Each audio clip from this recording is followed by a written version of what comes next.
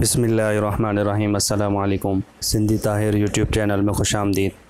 दोस्तों हिन वीडियो में मां तव्हांखे माइक्रोसॉफ्ट वर्ड के बारे में ॿुधाईंदुसि त माइक्रोसॉफ्ट वर्ड के कीअं स्टार्ट कंदा आहियूं ऐं माइक्रोसॉफ्ट वर्ड जो इंटरफेस कीअं हूंदो आहे ऐं उन में कहिड़ा कहिड़ा कंपोनेंट्स हूंदा आहिनि। कुछ कंपोनेंट्स के मां हिन वीडियो में कवर कंदुसि त अचो त स्टार्ट कयूं था।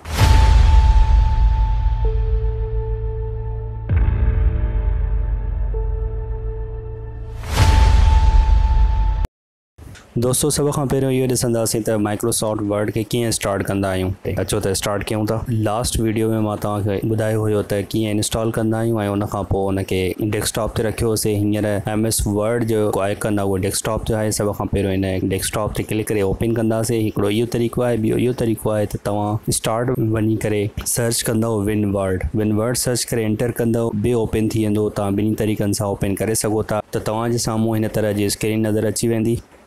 हिन स्क्रीन के स्टार्ट स्क्रीन चवंदा आहिनि। हिन स्क्रीन ते कुछ ऑप्शन आहिनि, जीअं तव्हां लेफ़्ट साइड ते ॾिसो था त रिसेंट आहे।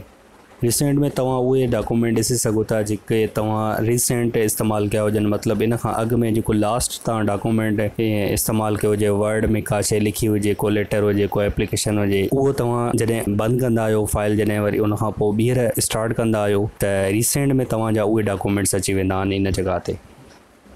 इन खां अलावा अगर तव्हां ॿियो को डॉक्यूमेंट ओपन करणु चाहियो था जेको तव्हांजे सिस्टम में आहे, या तव्हांखे कंहिं CD या USB में ॾिनो आहे, तव्हां उहो डॉक्यूमेंट या तव्हांजे सिस्टम में कंहिं ॿिए कंहिं जॻह ते पियो आहे, C ड्राइव, E ड्राइव, कंहिं में बि, त पोइ तव्हां हिन खे ओपन द डॉक्यूमेंट्स खे क्लिक करे तव्हां उहो बि ओपन करे सघो था।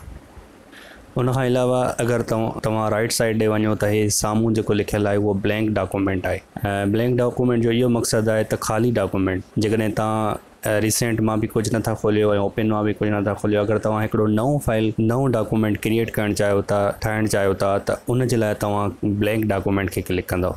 अगर तव्हांखे रेडीमेड टेम्पलेट्स खपनि, मतिलबु ठहियल ठुकियल टेम्पलेट्स खपनि, त उन जे लाइ तव्हांखे साइड में ॾिसी सघो था मुख़्तलिफ़ टेम्पलेट्स नज़र ईंदा। तव्हां उनखे इस्तेमालु करे पंहिंजो वर्ड डॉक्यूमेंट ठाहे सघो था जेकी तव्हांजे रिक्वायर्ड शइ हुजे, टेम्पलेट्स खे यूज़ करे।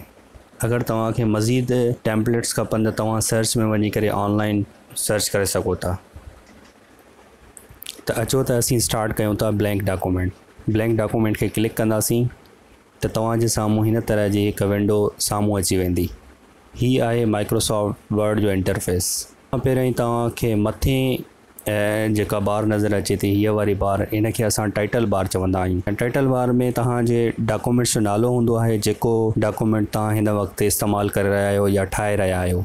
बाय डिफ़ॉल्ट हिन जो नालो डॉक्यूमेंट 1, 2, 3 मुख़्तलिफ़ थी सघनि था, पर जेकॾहिं तव्हां हिन जो नालो कंहिं बि नाले सां सेव कयो आहे त हिन टाइटल बार में मथां तव्हांखे हिन जो नालो नज़र ईंदो। तव्हां हिनखे चेंज बि करे सघो था। इन खां अलावा टाइटल बार जे राइट साइड ते तव्हांखे कुझु बटन नज़र अची रहिया आहिनि, जंहिंखे असीं कंट्रोल बटन चवंदा आहियूं। क्लोज़ बटन, मैक्सिमाइज़ बटन ऐं मिनिमाइज़ बटन। हीअ टे बटन कहिड़े कमु ईंदा आहिनि तव्हां सभिनी खे ख़बर आहे त राइट साइड ॾांहुं जेको X टाइप बटन आहे रेड कलर, जॾहिं तव्हां उन क्लिक कंदव त डॉक्यूमेंट बंदि थी वेंदो। ऐं ॿियो जेको हूंदो आहे रिस्टोर डाउन बटन, जेको तव्हांजे डॉक्यूमेंट जी साइज़ खे नंढो करे छॾींदो आहे। तव्हां पंहिंजी मर्ज़ी सां उन जी साइज़ जेका तव्हां डिस्प्ले ॾिसणु चाहियो था तव्हां उहो करे सघो था। ऐं टियों जेको बटन आहे उनखे तव्हां क्लिक कंदव त तव्हांजो डॉक्यूमेंट मिनिमाइज़ थी वेंदो। इन खां अलावा टाइटल बार जे लेफ़्ट साइड ते तव्हांखे हिन साइड ॾांहुं कुझु टूल नज़र अचनि था, जीअं सेव आहे, अंडू आहे, रीडू आहे। हीअ जेके टूल आहिनि हिते नज़र अचनि था, इन्हनि खे असां क्विक एक्सेस टूल बार चवंदा आहियूं। क्विक एक्सेस टूल बार उहे टूल बार हूंदा आहिनि जेके असां जल्दी में फ्रिक्वेंटली यूज़ कंदा आहियूं। जेके टूल असां ज़्यादा इस्तेमालु कंदा आहियूं उन्हनि टूल्स खे असां हिन जॻह ते रखी सघूं था। बाय डिफ़ॉल्ट हिन जॻह ते सिर्फ़ु हे टे टूल मौजूदु हूंदा आहिनि, सेव, अंडू ऐं रीडू। हिन में असीं क्विक एक्सेस टूल बार में मज़ीद जेके टूल्स आहिनि उहे कीअं एडिट करे सघूं था। हीअ जेको स्मॉल एरो में ऑप्शन नज़र अचे थो, तव्हां उनखे क्लिक कंदव। हिन में तव्हांखे खोड़ सारा ऑप्शन नज़र अचनि था, जेकॾहिं तव्हां न्यू कयो था, ओपन कयो था, या सेव ईमेल थी वई, क्विक प्रिंट थी वई, मतिलबु जेका बि तव्हांखे ज़रूरत हुजे तव्हां उनखे टिक कंदव त उहे अची वेंदा। उन खां पोइ हिते तव्हांखे हिकिड़ो ऑप्शन नज़र अचे थो, tell me what you want to do. हीअ हिकु ज़बरदस्त फीचर आहे जेको 2016 में आहे। हिन में जेकॾहिं तव्हांखे काई बि कमांड विसरी थी वञे, तव्हांखे ख़बर न आहे तव्हां कीअं ॻोल्हियो, त तव्हां हिन खे tell me what you want do में क्लिक करे तव्हां लिखी सघो। जीअं मूंखां वाटरमार्क, अगरि मां हिन में सर्च कयां थो वाटरमार्क जी कमांड मूंखां विसरी वई आहे, मां हिते वाटरमार्क टाइप कयां थो। जेकॾहिं मां हिन में वाटरमार्क टाइप कयो त हे वाटरमार्क छा अची विया ऑप्शन। कुझु ज़बरदस्त फीचर आहे जेको 2016 में आहे। जेकॾहिं तव्हां काई बि कमांड नथी अचे त बसि तव्हां सिंपली हिन में तव्हां टाइप कंदव त हे अची वेंदो। उन खां अलावा राइट साइड में साइन इन जो ऑप्शन नज़र अचे थो।